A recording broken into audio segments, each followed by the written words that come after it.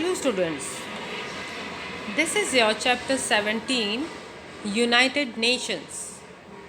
United Nations के बारे में हम इस चैप्टर में पढ़ेंगे। यूनाइटेड मतलब एक साथ होना, नेशंस मीन्स राष्ट्र, तो यानी राष्ट्रों का एक साथ होना, हम वो इस चीज़ में इस चैप्टर में हम पढ़ेंगे। So childrens, I want to ask you one thing that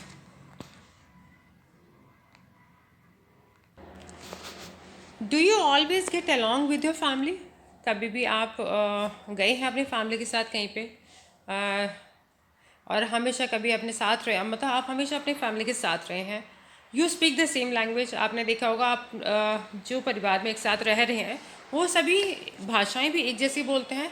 live in the same house, एक ही घर में रहते हैं, and eat the same food, और जो खाना सभी लोग जो एक मतलब घर में बनता है खाना, वही खाना सभी लोग खाते हैं। But do you always get along with them? क्या तुम हमेशा ही उनके साथ में रहे हो, हमेशा ही कहीं पे गए हो, मतलब जान रहे हो हमेशा? There are more than 7 billion peoples in the world, in this world, and they speak different languages and have different believes. अब यह है कि अब देखिए बेटा कि there are more than 7 billion, 7 billion से भी ज़्यादा लोग जो इस पूरी दुनिया में रहते हैं। दे स्पीक डिफरेंट लैंग्वेजेस, और वो अलग अलग अपनी भाषाओं में बात करते हैं, एंड हैव डिफरेंट बिलीव्स, और उनकी धारणाएं भी अलग अलग हैं। So it is not surprising that conflict between Nations arises. इसलिए ये कोई आश्चर्य वाली बात नहीं है कि कॉन्फ्लिक्ट्स यानी कुछ भी कोई गलत फहमियाँ या उतार चढ़ाव नेशंस के बीच में खड़े हो सकते हैं। Okay, formation of the United Nations. There have already been 2 disastrous world wars. हम लोग जानते हैं कि पहले ही हमारे जो है 2 बहुत ही जो खतरनाक थे, जो जिसने सारा तबाही मचा दी थी, इस तरह के 2 वर्ल्ड वॉर हमारे हो चुके हैं। The first world war and the second world war were millions of people were killed. जो फर्स्ट वर्ल्ड वॉर हुआ था और जो सेकेंड वर्ल्ड वॉर हुआ, इसके अंदर हजार मतलब लाखों करोड़ों के आसपास, मिलियंस के आसपास जो है पीपल्स मारे गए थे, इंसान मारे गए थे। Can you imagine the sufferings that these war cause to the people all over the world? क्या आप लोग अंदाज़ा भी लगा सकते हो इस चीज़ का कि वो पीपल ने किस तरह का फील किया होगा, कैसे वो लोगों ने सर्वाइव किया होगा, कैसे रहे होंगे उनके जब उनके साथ के लोग मारे गए इस तरह के हादसे में, इस तरह के वॉर में। The united nation was created to foster peace, मतलब जो हमारा यूनाइटेड नेशन है उसने जो क्या किया था कि इनको जिनके साथ में ये प्रॉब्लम्स हो गई हैं, मतलब जो वर्ल्ड वॉर में मारे गए हैं, सब हो गए हैं, उनके लिए सहायता प्रदान की जाए। मतलब उनको किस तरह से उनको सहायता किया, उनको हेल्प किया इस तरह से कि वो लोग उस हादसे से उभर सकें, and prevent Wars in the future, और जिससे कि जो उनके साथ में मतलब घटना घट चुकी थी वॉर के टाइम पे, उन सब चीज़ों से वो कैसे बाहर निकल सकें। On 24th October 1945, representatives from 51 countries met in San Francisco, USA, and signed the UN Charter. अब क्या है कि कब की बात है ये? ऑन 24th अक्टूबर में 1945 में सभी जगह के रिप्रेजेंटेटिव्स यानी 51 कंट्रीज़ के जो रिप्रेजेंटेटिव्स थे वो सैन फ्रांसिस्को में मिले थे, एंड जो कि यूएसए में है, and sign the UN charter, और जहाँ पर उन्होंने एक यूएन चार्टर साइन किया था। Today there are nearly 200 member states that form this organisation, और आज के टाइम पे अगर हम देखें तो उसके अंदर 200 मेंबर्स हैं, 200 मेंबर्स हैं जो कि इस ऑर्गेनाइजेशन को चलाते हैं।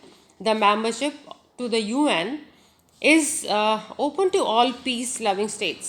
मेंबरशिप जो है वो इन सभी लोगों के लिए जो कि पीस चाहते हैं, यानी जो शांति चाहते हैं और शांति चाहते हैं अपने स्टेट्स में, वो लोग इस चीज़ से मतलब इस धारणा से that are willing to accept the term given in the charter.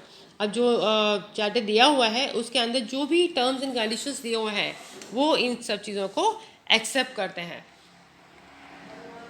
The UN adopted its own flag and logo in 1946. अब जो UN ने जो है उसने अपना एक फ्लैग और अपना लोगो अलग अडॉप्ट किया था, ले लिया था In 1946, the blue flag with white logo stands for peace and unity. अब जो blue flag है एंड उसके ऊपर white logo से जो बना हुआ है एक चित्र सा बना हुआ है, एक पिक बनी हुई है उस पर, जिसका मतलब होता है पीस एंड यूनिटी, इसका मतलब शांति और एक साथ होना उसका मतलब निकलता है. सो स्टूडेंट्स देखिए, ये है यूनाइटेड नेशंस का फ्लैग, जिसमें देख रहे हैं आप साइड में जो फ्लैग है उसके ऊपर लोगो बना हुआ है एक, देख रहे हैं आप लोग. This was that blue flag, right. This इस फ्लैग के बारे में ही अभी हम इसमें बात कर रहे थे चैप्टर में. चलिए आप पढ़ते हैं objectives of the united nations. The main objectives of the UN are, अब जो है कि जो हमारे यूएन के लिए है कि हम जो बात कर रहे हैं इतनी देर से, तो इसका जो मेन ऑब्जेक्टिव है, मतलब इसका जो मेन चीज़, मतलब क्या है कारण जो इसकी वजह से इसको बनाया गया है, और क्या इसके अंदर से ऐसा होता है कि जो लोग सभी लोग फॉलो करते हैं, जो हमारे रिप्रेजेंटेटिव्स हैं उसके थ्रू ही ये लोग वर्क करते हैं.